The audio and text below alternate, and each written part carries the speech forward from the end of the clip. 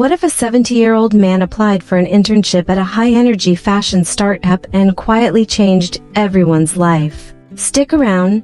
This story is heartwarming, messy, and full of small, perfect moments. You're listening to Movie Recaps Hub podcast. Today, we're recapping the 2015 film The Intern. Spoiler warning, full spoilers ahead. Let's dive in. Welcome to Brooklyn, where Ben is living a quiet, almost empty life. He goes to yoga-style sessions and seems to attend funerals every month, the same way he used to attend weddings back when he was younger. One day, he sees a posting for a senior intern position at a company that catches his eye. Around the same time, he meets a woman who's clearly interested in him. Ben decides he wants to change his routine, so he records an application video. He tells them he's lived in Brooklyn his whole life, that he's the sort of loyal company man you can count on, and that he might need a little practice with technology. The internship is at an online fashion business set in a fairly old building in Brooklyn, run by Jules. Early on, we see Jules promising a refund to an unhappy customer.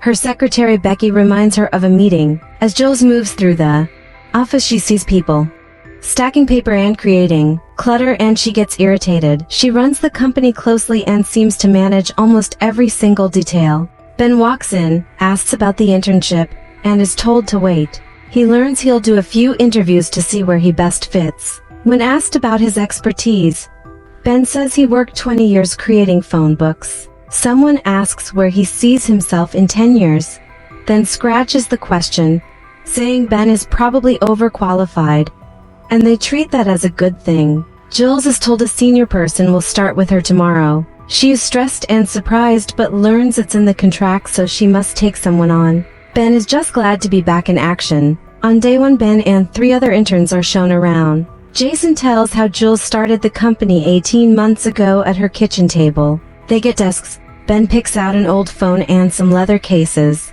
Jules, flustered, can't turn on his desktop and needs help. Then Ben reads an email. He'll be working directly with the founder, Jules. He's excited, until he reads the next email telling him he'll only get 5 minutes with Jules in 6 hours because she has another meeting. Ben's desk neighbor has little to do. 6 hours later, Ben goes to meet Jules' very stressed secretary and gets one piece of advice: remember to blink, because Jules hates people who don't. When they meet, Jules admits she doesn't have much for him to do and warns she's not very fun to work with. Ben says he doesn't want to be transferred and that he can get along with anyone, even her. He offers to check in a couple times a day. She says she'll call on him when she needs him. They end the meeting politely, and Ben says he looks forward to getting to know her. At home, Ben practices lines so he sounds approachable and not scary.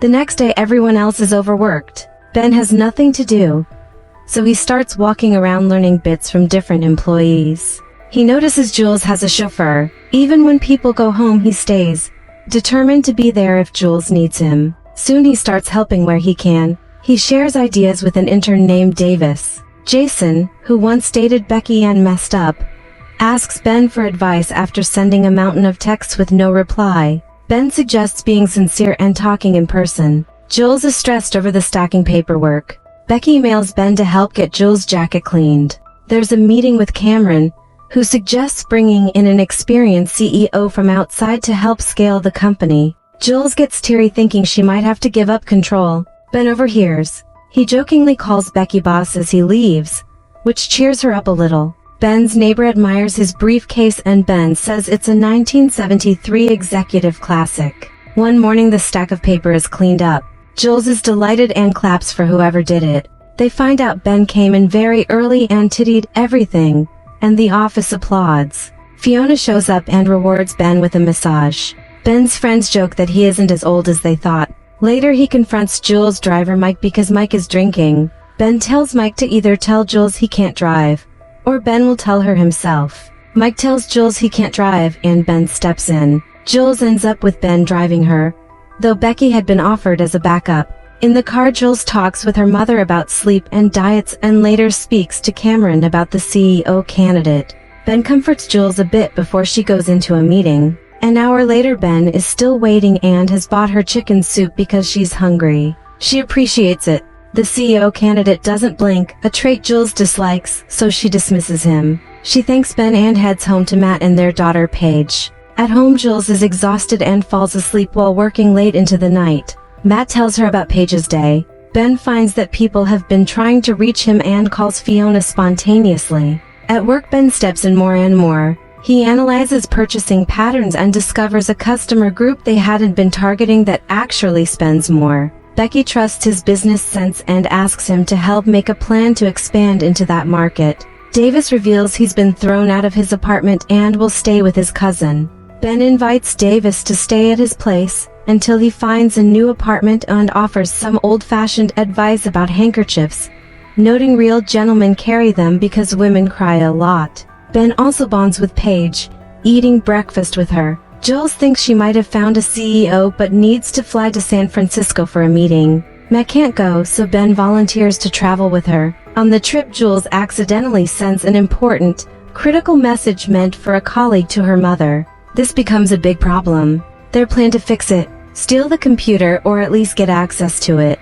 Ben and the team drive to Jules' mother's house, find the key under a flower pot, and get inside. The home alarm goes off. Ben calls Jules, who says the alarm must be fake. So they ignore the countdown and look for the computer. They find a computer's, delete the email, and rush to the car as sirens draw near. Jason, listening to loud music, locks the car late, but they make it away.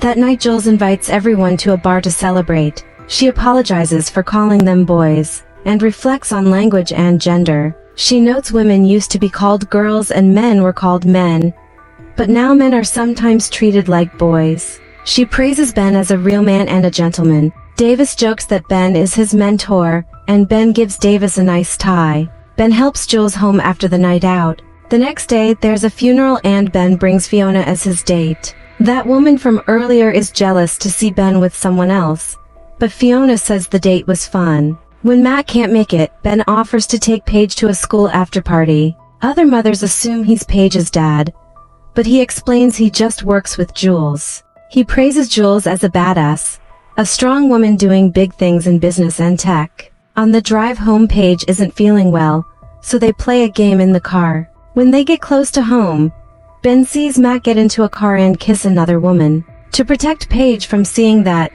Ben goes for a longer drive and returns later when Matt is home. Matt seems remorseful and later admits he got lost but wants to do better. Ben supports Jules and wonders whether hiring a CEO will be enough to restore family life. Back at work, Ben keeps helping and wins more trust. Jules finds a CEO she likes and offers him the job. On their return home, Matt tells Jules he doesn't want her to give up the company for him. He says he loves her and wants her to be happy.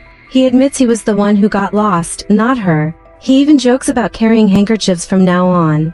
Ben continues to be a steady presence in everyone's lives. He helps Becky with purchasing insights, gives Davis a place to stay, and ends up teaching small practical lessons. Jason moves in with Ben for a while. Fiona and Ben grow closer. A customer sends a wedding photo of bridesmaids wearing their dresses and the team celebrates. The office dynamic softens. Near the end, Jules joins Ben at his yoga-style session to tell him something. He says she may speak once the session is over. The movie closes on a warm, hopeful note. The themes are clear: connection across generations, loyalty, and the struggle to balance work and family. Ben's patience, old-fashioned courtesy, and steady wisdom remind the team what matters, and Jules learns she doesn't have to face everything alone. That was The Intern, 2015, recapped for Movie Recaps Hub podcast. If you enjoyed this recap, please like, comment, and subscribe. Tell me in the comments which scene moved you the most.